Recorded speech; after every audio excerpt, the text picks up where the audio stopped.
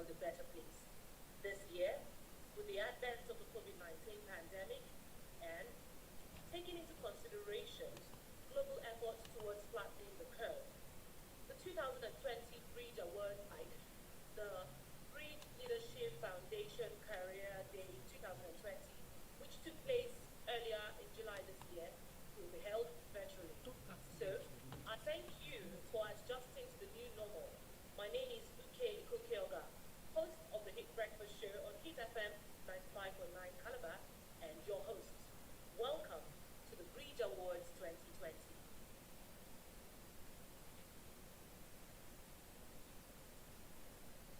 Go ahead, welcome the view to the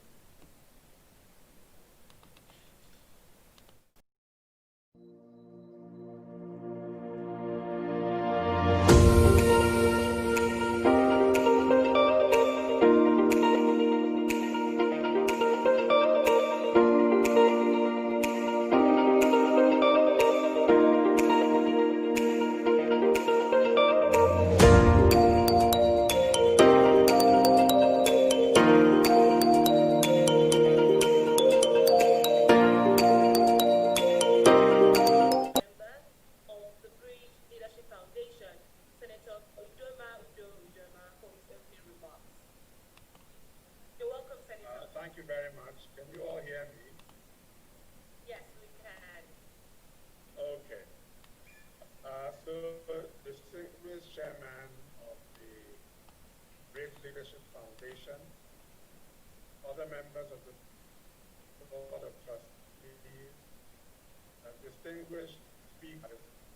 Let me start by joining our chairman of the Board of Trustees, Senator Liel Imoke, as well as the master of ceremony, in welcoming everybody to this event. As you all know, the Bridge Leadership Foundation was an initiative of Senator Liel Imoke. It is a non-profit foundation committed to building and developing the capacity of young people to be able to fend for themselves and become useful and productive citizens. I must say that the work of the organizations such as these is even more critical today. There is no doubt that the destructive aftermath of the End SARS protests was as a result of the high unemployment and frustration of many young people. I therefore salute the initiative of Senator Liel Imoke in starting this foundation, which is aimed at empowering young people and giving them a sense of hope. We need many more of such initiatives. I hope that the beneficiaries of this foundation seize the opportunity presented by the various programs done by the foundation to build a better future for themselves, as well as serve as a beacon for others. For young people, the future is yours to build. I have every confidence that given the talent I see displayed by young people can and young people will make Nigeria a much, much better place. As a country, we are currently not in a good place. We need better education. We need to improve access to education for all. We need to improve the quality of our education. We need to prepare our students better for technology adoption. These are the issues that the speakers, the well-chosen speakers, will expand on. Mine, simply to add my voice to welcoming all participants, and particularly to say a very big congratulations to all the awardees today. For each of you, the award is a great achievement. You should be justifiably proud to be so recognized. However, the greatest satisfaction and pride to the foundation is if each of the awardees can take advantage of the award to improve themselves, to develop and enhance their capacity, and to make contributions to building a better society. As mentors, we will continue to be available to give support. I therefore wish each of the awardees today a fulfilling and impactful life. As for the event today, I really look forward to an engaging afternoon. I thank you all for your attention and welcome you once more to this event, celebrating and recognizing the awardees of the foundation. Thank you very much.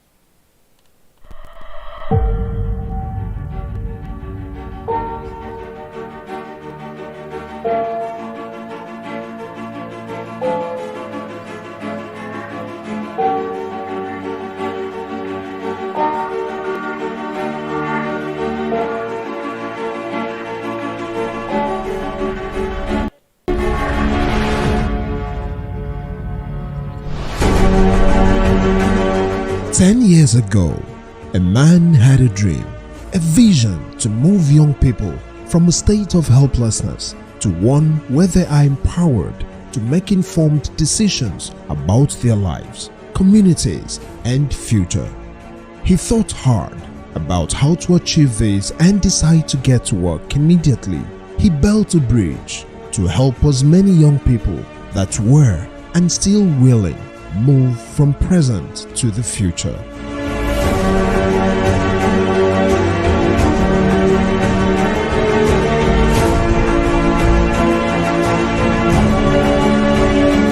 The Bridge Leadership Foundation, TBLF, is a non-governmental organization established in 2011 with a simple yet daunting vision to raise a community of inspired, equipped, and influential young leaders who lead themselves and others. Over the years, the foundation has implemented a wide range of programs that inspire, empower, and engage youths. Most of these interventions connect and mentor young people to become leaders that influence others to develop their respective communities. Today, over 53,510 young people have been reached through advocacy, capacity building, mentorship initiative, academic scholarships, and teacher training programs across no less than 50 communities in the South region of Nigeria.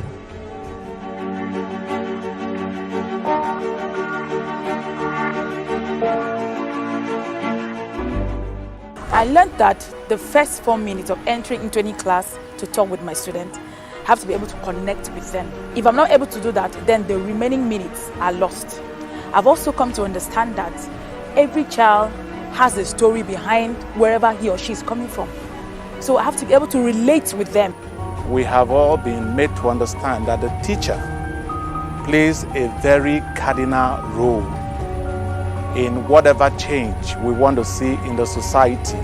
Let me thank the Bridge Leadership Foundation.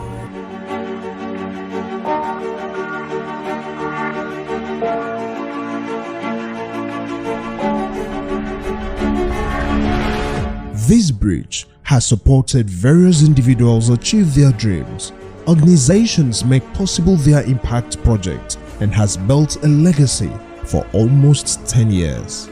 Through a strong network and collaboration with credible organizations, companies, and well-meaning individuals, TBLF has received support to bridge the gap between limitations and potential for change.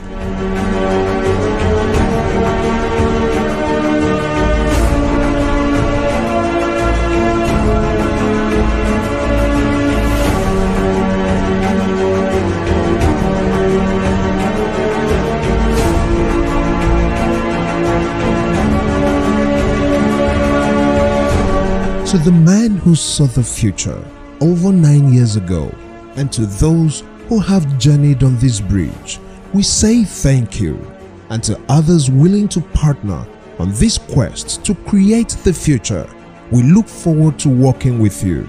As we approach our 10th anniversary, a new decade dawns upon us as a country and continent. The foundation will continue to fulfill her mandate and stay committed to the vision to build generations of transformational leaders for today and tomorrow.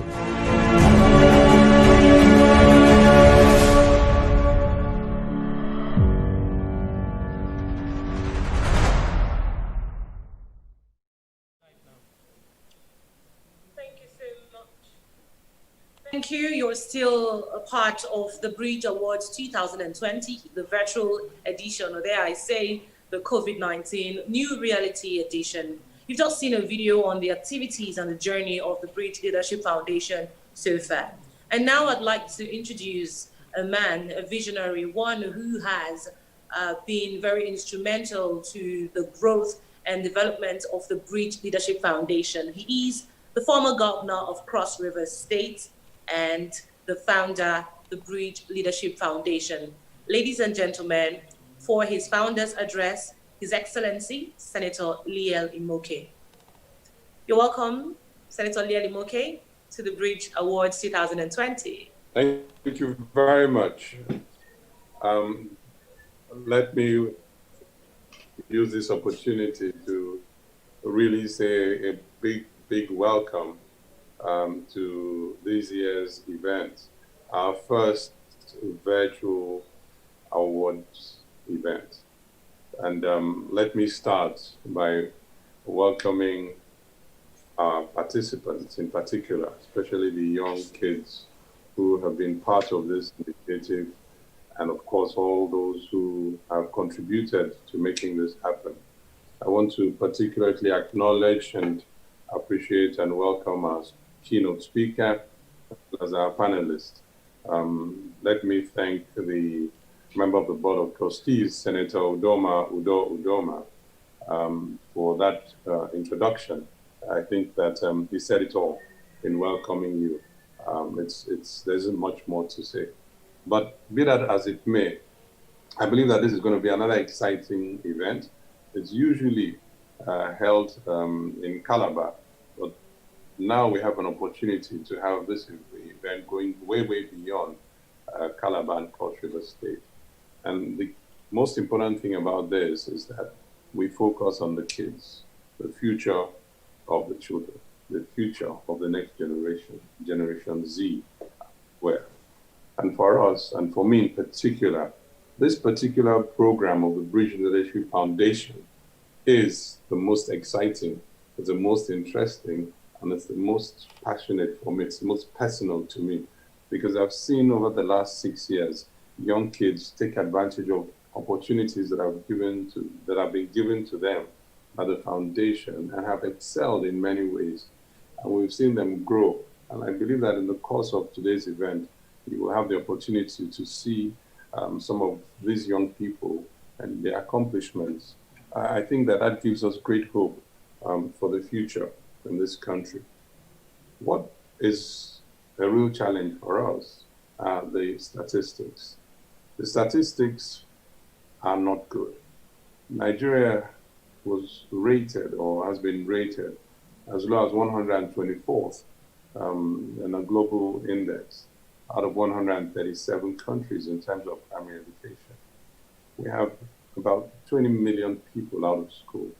And of course, the COVID pandemic hasn't contributed to addressing that challenge. Things appear to be getting worse. Standards still seem to be falling, and the quality of education seems to have collapsed. And I think it behoves on us as individuals, not just the government, to contribute significantly, as it were, to rebuilding that sector. Clearly, the sector is growing and developing faster than we can imagine. And I believe that that could be a challenge for us. We see that not only do we have a challenge of access in Nigeria, but we also have a challenge of quality of education. We have a challenge of technology, our new reality.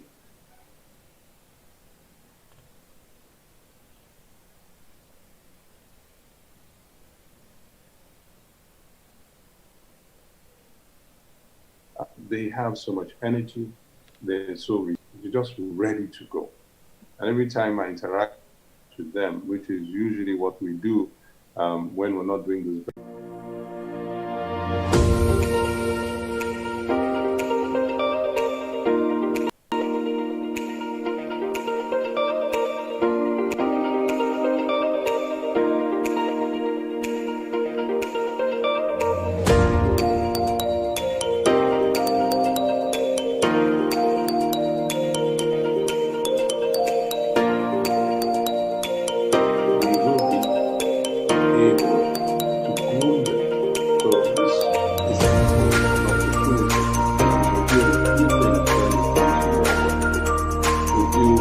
Just the issue of education and quality education.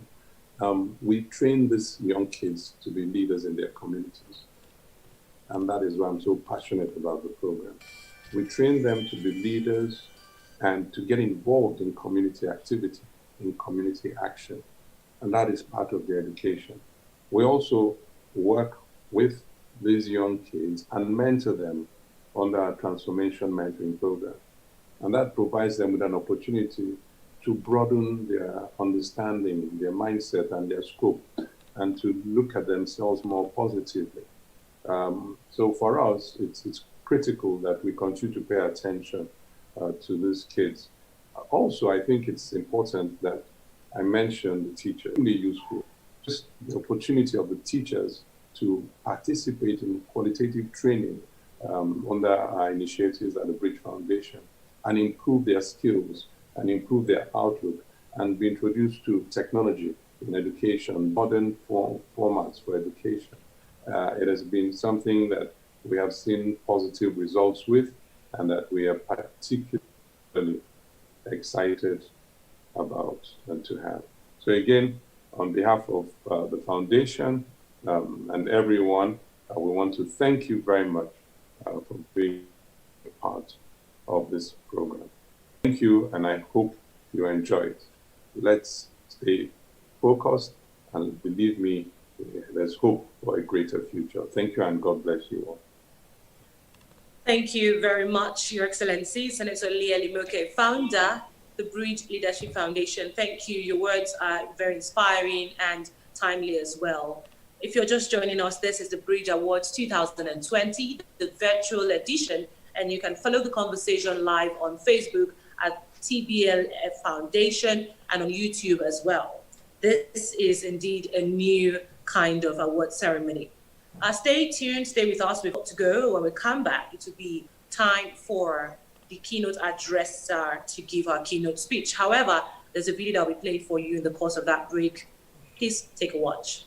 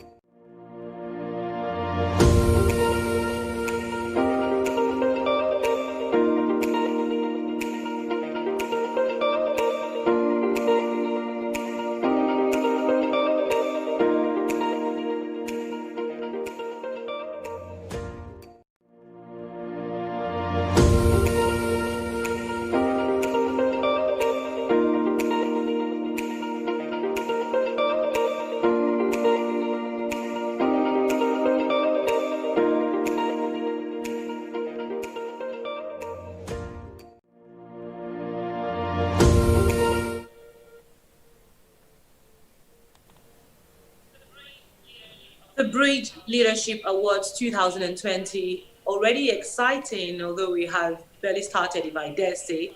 Well, thank you for staying with us via YouTube and on Facebook. Time now for us to hear the keynote addresser give us her keynote address. And she is, as her profile has introduced to all, the Managing Director, the Education Partnership Center, TEP Center.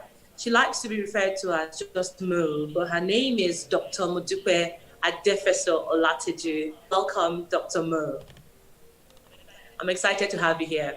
It's time now for your address. Could you unmute your mic and talk to us? Yes. Thank you so much, Yuki. It's a real privilege to be here. Thank you very much for the invitation and also for the very, very warm welcome. I think that I will also at some point be giving some permission to share my screen, as I'd love to share some slides with everyone who's participating. A huge thank you to His Excellency, the founder of the Bridge Leadership Foundation, and to the board members of this remarkable institution. It is indeed a privilege to be here, and I'm excited about the opportunity to engage with you today. I also want to say a very warm welcome, extend a very warm welcome to the panelists who are also going to be discussing pertinent issues pertaining to access and quality and technology adoption in Nigeria. So if my slides are available and they can be brought up, that would be absolutely wonderful, but I'll carry on. I think that the topic for today's conversation is extremely important, and what I've been asked to speak on is achieving inclusive education for all, access, quality, and technology adoption. At this point, it's important to remember that this is a celebration. Today is a celebration of excellence in youth leadership. And one cannot but reflect on how far Nigeria has come in the last 60 years of its independence. Clearly, we still have a lot of work to do. There is a journey ahead of us, but it is always useful to pause and reflect on the successes that we have achieved thus far. I come from the education sector, and so the issues that I am being invited to address today are those that are very dear to my heart, and also very dear to the heart of the Bridge Leadership Foundation. Issues around providing access to meaningful, high quality service when the world is undergoing an unprecedented experience with the COVID-19 pandemic. The notion of technology adoption is also one that becomes extremely important for us to reflect on. So I'll start by explaining to you the state of play today. And if the slides are up and you can share them, I think they would be a wonderful visual aid for everyone. But what do we know about disruptions to learning today? We know that COVID-19 has affected nearly 1.58 billion learners in 190 countries and across all the continents of the world. We also know that the closure of schools, the extended period of time that schools had to be closed, impacted up to 99% of children in developing countries like ours. The truth is that up to 24 million additional children and young people from primary to tertiary levels may drop out or may not have access to school in 2021 due to the pandemic's economic impact alone.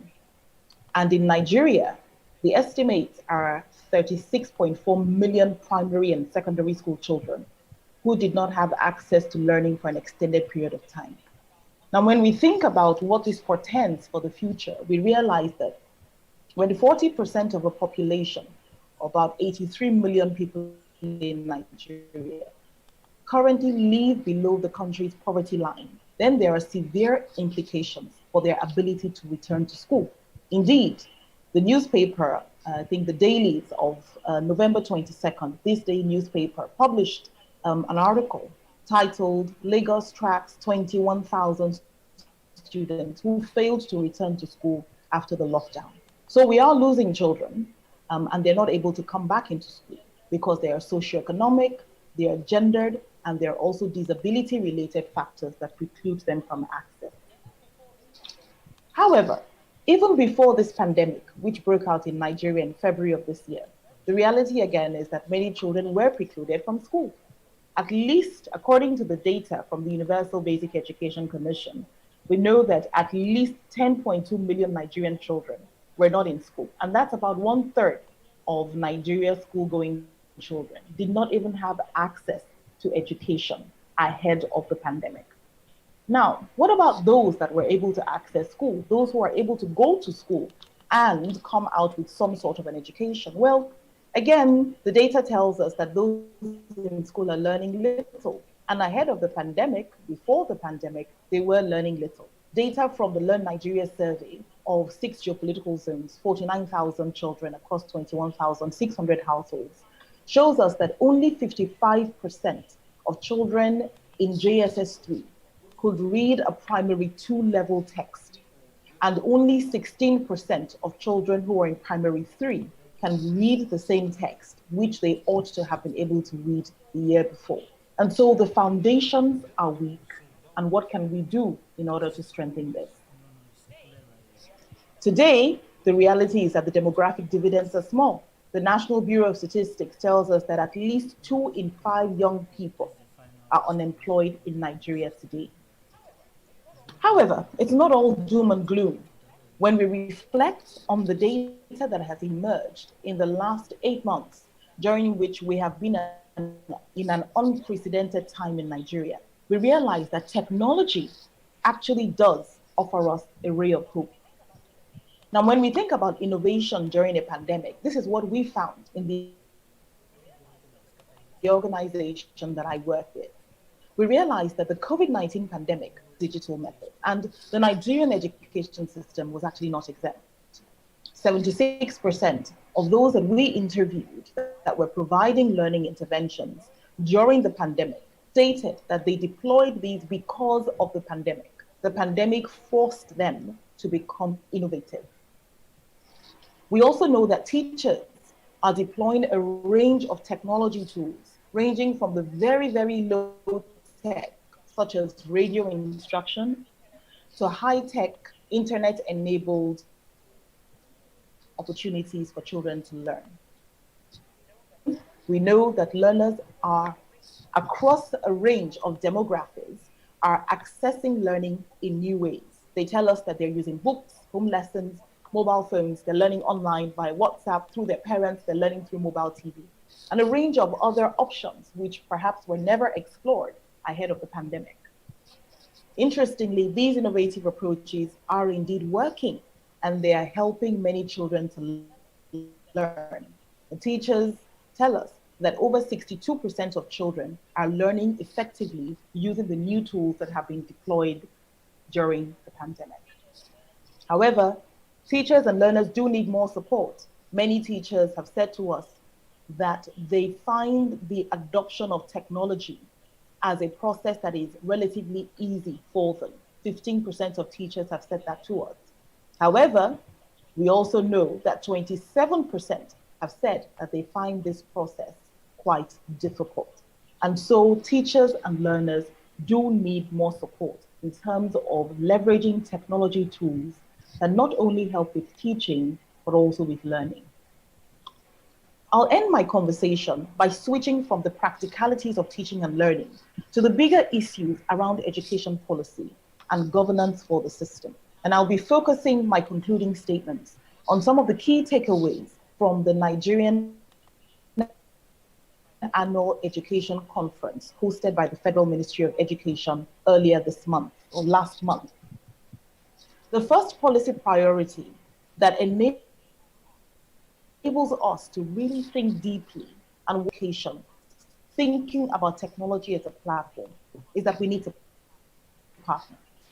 We need to convene and prioritize ongoing public and non-state sector stakeholder conversations, such as the one that we are holding today. We need to tap every education ally that we can find, including parents, communities, governments, international actors. We need to map them and leverage the alternative and additional resourcing channels that these stakeholders provide and which they bring to the table, bearing in mind that these resources are both financial and non-financial. Second policy imperative, we must plan, and we must become more strategic about how we plan as a nation. In the first instance, we must recognize that learning needs need to become increasingly individualized. The needs of the learner must remain central. Indeed, the technology is a secondary consideration to what specifically the learners need. And therefore, there is urgent need even to identify who our learners are and what their demographics are. It is imperative that as we go about our data collection efforts, as policy institutions and as private sector organizations that support this process, we are identifying high quality data that enables us to identify children and understand their peculiar circumstances. The rapid changes that are caused by massive digitization and of course the global shock like the pandemic means that planning must become a living and iterative activity that incorporates policy implementation, rapid feedback based on data and evidence, and an inherent flexibility that ensures that plans can be adjusted as rapidly as necessary.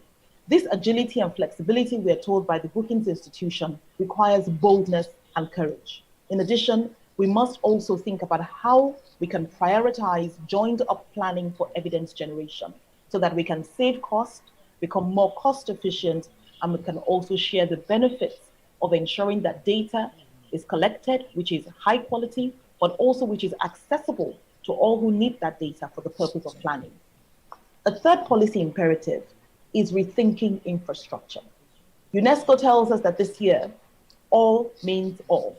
And so all children must be included in the process of delivering high quality education. And technology needs to be designed to democratize access to teaching, learning, and data. It needs to enhance the systemic capacity to absorb learners.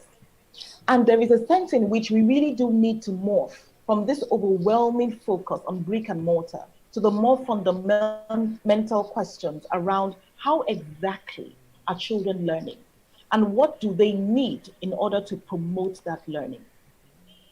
Indeed, independent audits and validation make the data systems more accountable and transparent. And so as we are thinking about how to morph from a huge and very often unnecessary focus on brick and mortar, it is important that we embed transparency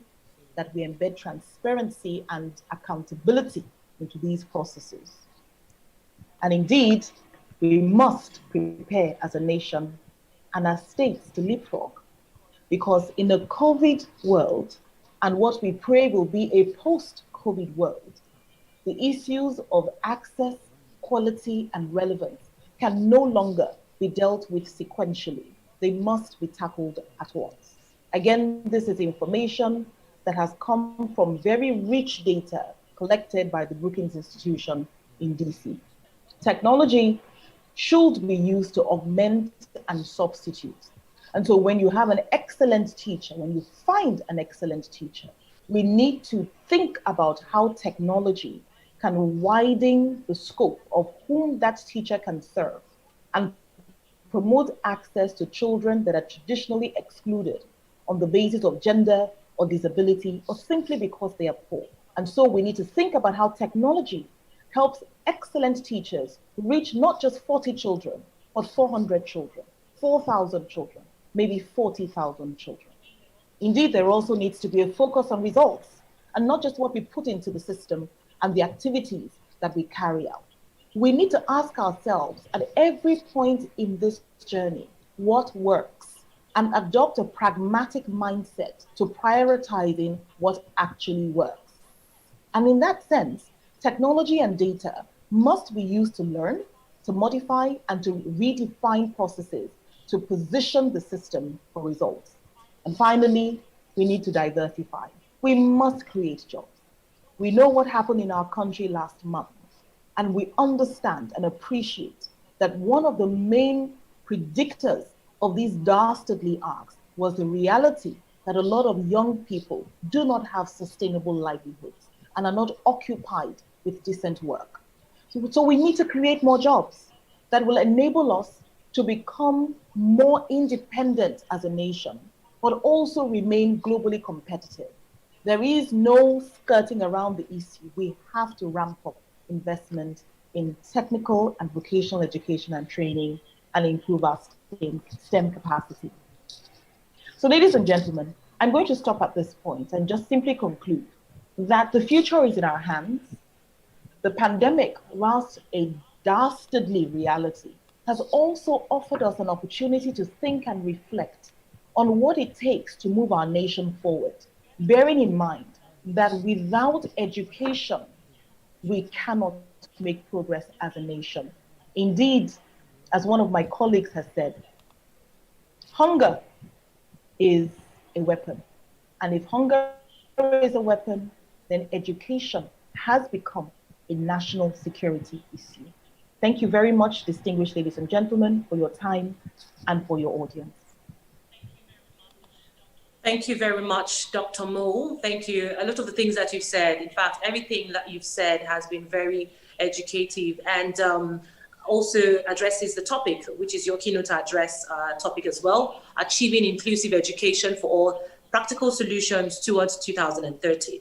Well, Sir Ken Robinson, long before the COVID-19 pandemic, the British educator and TED speaker, whose TED Talk, very famous TED Talk, went on to be downloaded about 67 million times, said that there must be a revolution in education. And he said this long before the COVID-19 pandemic came into our world. Needless to say, but the pandemic has changed things drastically, and we must now catch up 2 times over. One, with the kind of learning revolution that was necessary before COVID-19, and that which has been necessitated by the COVID-19 pandemic. Now, the deployment of technology in education and in learning, how is this conversation relevant to children or learners in hard-to-reach areas? You talked about the use of technology, but you must agree that there are many parts of our country, Nigeria, even in places that we refer to as urban centers, there are many parts of such places that have children who don't have access to a smartphone, don't have access to the internet, and other such learning facilities. How is this conversation relevant to such hard-to-reach learners? Thank you very, very much for that question. I think it's an excellent and very important one. The reality is that the pandemic has given us an opportunity to reflect, first of all, on what the needs of the learners are, and also to reflect on what technology platforms make sense when it comes to providing and promoting access to quality education. And so we always start from what does the learner need? We always start from curriculum. And onto curriculum, we layer technology. Now, the data suggests to us that there were many different approaches that were piloted and indeed scaled during the worst periods of the pandemic. And these low-tech solutions included predominantly radio instruction, in many instances, interactive radio instruction. And I have firsthand witnessed how effective an approach this can be in providing even learners that are in hard-to-reach communities access to some form of learning. And whilst that is ongoing, layering onto it the interactive component through the ability to send SMSs, being able to make phone calls, to teachers, being able to send an SMS where this is available. We've also noticed that there is sometimes an excessive interest in very high-tech solutions. The reality is that when you have very young children, they do need a lot of stimulation. Very often, you cannot take away paper packets from the needs of young children. And so in a bid to ensure that all our children are in the technology space, we sometimes forget that we do need good old paper for young children in particular. So I think it's important to flag that. And I think that in a state like Lagos, which deployed many different mechanisms, piloted and scaled the paper-based approach, the radio school, which then graduated, to the television school, and then onto YouTube for those who had access to data. I think it really shows us that there's a breadth of opportunity available that can ensure that even children that don't have access can be reached. We also saw very good examples from a number of states. We saw Edo State, we saw quite a few states in the north, again, experimenting with instructional radio and experimenting with paper packets. In one particular instance in Ogun State, there was an evaluation conducted, and shockingly, even children in riverine areas were able to find a way to access that online-based test. Finally, I must say that when we talk about learning online, we must be careful that what we're really referring to is remote instruction, because very often through Raspberry Pis and other mechanisms, you can have localized servers, which means that the school and the children don't actually have to be online. They don't have to be accessing data real time in order for them to be able to access their curriculum content. I hope that addresses the question. Thank you. Yes, definitely it does. And the second and final question for you for now is, I know that you are an expert, one who has advised on policy as it regards public-private partnership in the education development conversation. Now, from all that you've said and what I know that globally has been the conversation on achieving inclusive education towards 2030, how much of the burden of executing this falls on the public, that is the government and its ministries, departments and agencies, and how much of it falls on other stakeholders who I can refer to, if you'd allow, as the private stakeholders? Thank you. So I think a good place to start from is the United Nations Human Rights Declaration, which asserts that education is both a public and a private sector concern. And so governments have the responsibility of providing meaningful education for citizenship, for skills, for learning, but at the same time, parents also have a prior right to determine the kind of education that their children receive. And Nigeria is signed up to the United Nations. And so we know that we are bound by that. And so in that sense, education is the responsibility of both the public sector, the organized public sector, and also the non-state sector, which includes civil society organizations, families, the corporate sector, development partners, and many others. One of the main responsibilities of government is around the provision of standards, setting of standards and regulation. In many instances, government is the provider of last resort. Government is the recourse that the citizen has for the provision of his basic rights, of which basic education is one. So every child in Nigeria is entitled to 10 years of schooling, guaranteed by the government. 1 of early childhood, 6 of primary, and 3 of junior secondary. The real question is in terms of delivery. Does the government have to deliver education in all instances? Or can the government partner with the private sector to deliver education? I think that is a very important question for Nigeria to answer, especially at this inflection point where we find ourselves. The burden of ensuring that all children do have access to education is on the government. However, does the government need to provide every school and own schools? This is a critical question that we need to answer. So the simple answer is we all have responsibility. Parents have responsibility. Civil society actors have huge responsibilities. The government does. Indeed, we all as a society have the responsibility of making sure that children are in school. It behoves us, however, to design mechanisms to ensure that the capacity of every stakeholder is optimized in that process. Thank you very much, Dr. Mo Adefeso Olatunji, of the Managing Director, the Education Partnership TEP Center, for giving us this keynote address today. Thank you. Okay, so I know we're virtual and people can't clap, but I'll definitely be doing this. I'm clapping in my own way. It's time now for us to have a video. We're going to see a video right now, and this one shows our program impact, the program impact of the Bridge Leadership Foundation, and that's on Leadership and Community Development, LCD, and Teacher Support Program, TSP. Don't go anywhere, stay with us.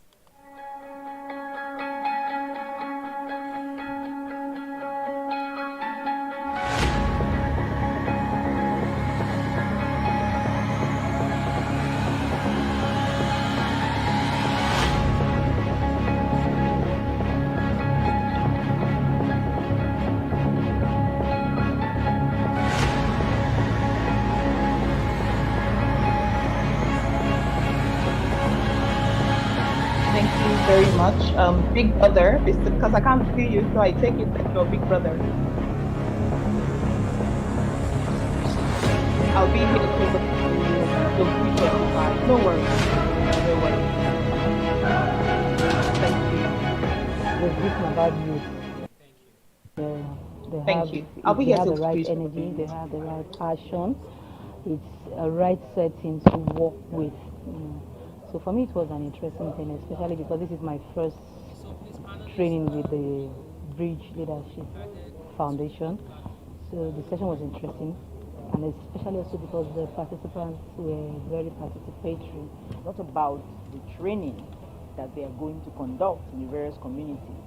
It's most important that they understand those topics themselves, because what they're going to do in the communities will just be a first phase of what they'll probably do for the rest of their lives with their children, with any young person around them, with even their equals and those older. Because the thing with training and mentoring is you can mentor from bottom up. It doesn't have to be an older person who is mentoring a young person. Most times in such relationships, the mentor will say, even I am being mentored by my mentors. The Leadership and Community Development Program, it's very, very strategic and very, very important to us at the Bridge Leadership Foundation. Primarily so because when we look at 3 core factors, which is supposed to help shape the lives of teenagers today, whom we regard as tomorrow's leaders, we find that there is a lot of challenges around it. One, we look at the education sector, which is supposed to help build and inform, build the teenager today. We find that there is a lot of gaps which can be improved on. And so we said, okay, that's very key. Another thing is we look at the community in which they live in. They hardly find role models that they can, model their own life and leadership skills after. And so what we try to do with the Leadership Community Development Program is to see if we can, as much as we can, help mitigate the gaps and the challenges that the education sector cannot currently offer, that the institutions that be cannot currently offer, and the community within which they grow, cannot immediately offer. So when we implement the Leadership Community Development Program from start to finish, it's our hope that we would have helped, to provide solutions across these 3 segments of the society. I've learned a lot. Firstly, I've learned about good leadership skills. I've also learned about career planning, how to plan your career to become a better person in the future. I've also learned the principles of being a good leader and goals, how to set goals for yourself.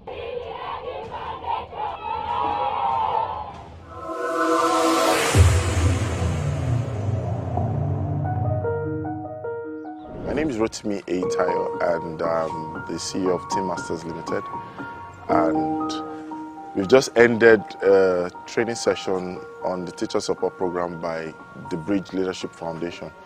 And I must say that it was a real impactful session. It was experiential for me and the participants.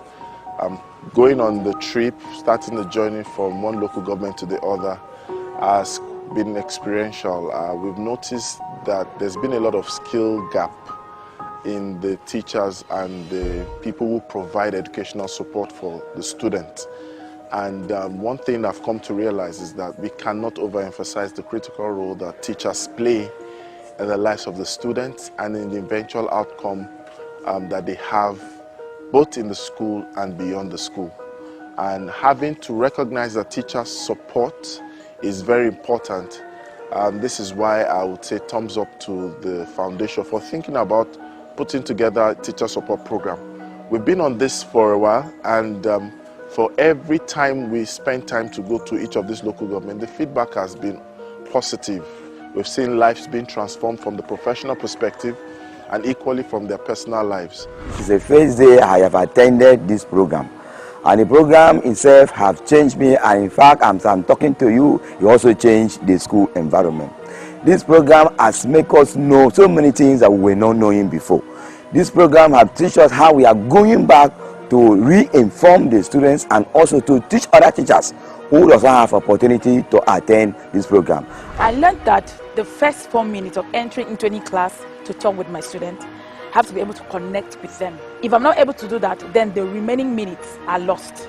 I've also come to understand that every child has a story behind wherever he or she is coming from. So I have to be able to relate with them, looking at their background, looking at the environment for which they have been brought up from. And then that will help me bring them to understand whatever it is I'm trying to put through to them in the class. One of the things I shared in my session was the fact that mastery is a must when it comes to the teaching profession. And the teaching profession is all about discovery. Teachers need to discover themselves, they need to discover the student, and ultimately they need to help and assist the student discovering themselves. And so we spend time talking, we spend time reflecting, we spend time sharing together on the principles required of making themselves not just good teachers, but ultimately great teachers. We talked about the classroom, we talked about the classroom experience, we talked about principles of engaging the class, we talked about the things that are professional and helpful in making sure that they deliver on the service promise that they've signed up for. In fact, it has been wonderful. I think throughout the session, most of the things they were taught has opened my eyes to discover so many things I didn't know before now. And I think with that experience, there are a lot of things I'm going to do for myself that can help me progress. One of the things that you normally recognize and realize is that to create a shift is not a one-off thing. But then the mindset of the teachers is one area we had to concentrate on. And we found out that when people began to shift in their mindset, they began to change their stand and position to some of those things. And we ended each of the training sessions with a pledge where they decided that personally it was a defining moment for them and they were going to move on to deliver exceptional performance. And this was not just to deliver one-off, but every day with everyone and everywhere they go. And I believe that if we begin to check and audit their performance going forward, we will see a remarkable change because we were able to show to them that teachers are a mean to the end, the success of the students that they desire. And like it's always said, the end justifies the means. And so we believe with this positive intervention, there's hope for education in Calabar, there's hope for education across the local government, there's hope for education in Cross River State, there's hope also for the individual teachers and the individual students. We have all been made to understand that the teacher plays a very cardinal role in whatever change we want to see in the society. Let me thank the Bridge Leadership Foundation. Let me also thank especially our facilitator, Mr. Rotimi. We have learned so much from him. I believe that it's time that we put more effort behind what foundations like the Bridge Leadership Foundation is doing in every possible way. We need more endorsement, we need sponsorship, we need support, we need grants, so that the dream to make this student responsible leaders who will lead a future that we deserve and desire can happen. And you cannot remove teachers from the equation. If you look at every profession, you look at every sector, a teacher has a part and a role to play. Thank you for the opportunity to facilitate, and I look forward to more opportunities to render service and to deliver impact to not just the students, but the teachers as well. I believe that teachers transform life. Thank you very much.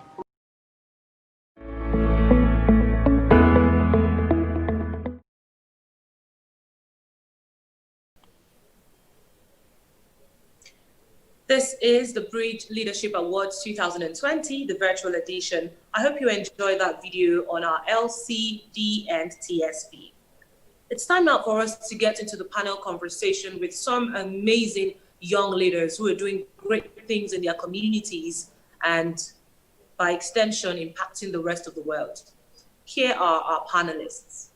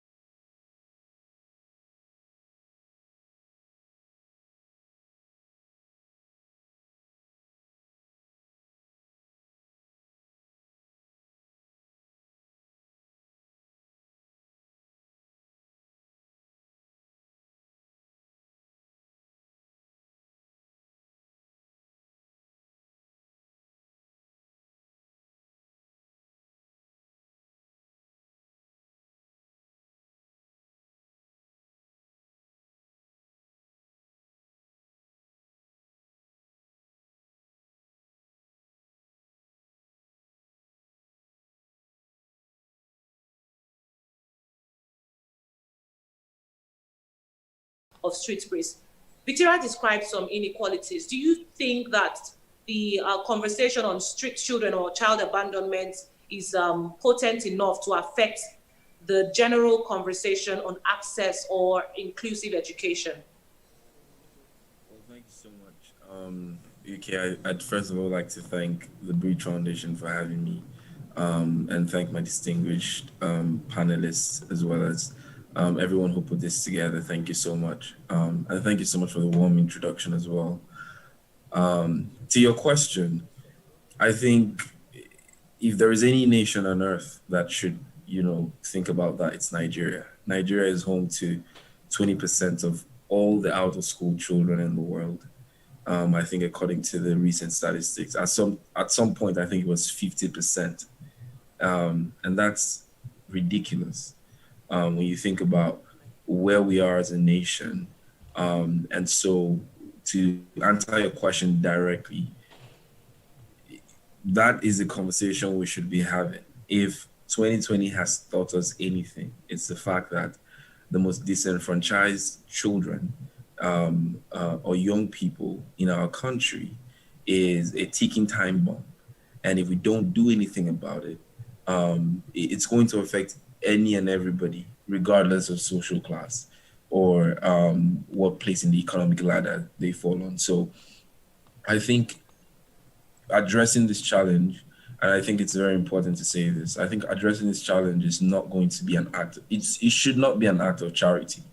It has to be an act of justice because, first of all, we're in a state that for us to understand how we function, we have to understand that the social contract includes, providing these things for young people and children, not just as a privilege, but as a fundamental right.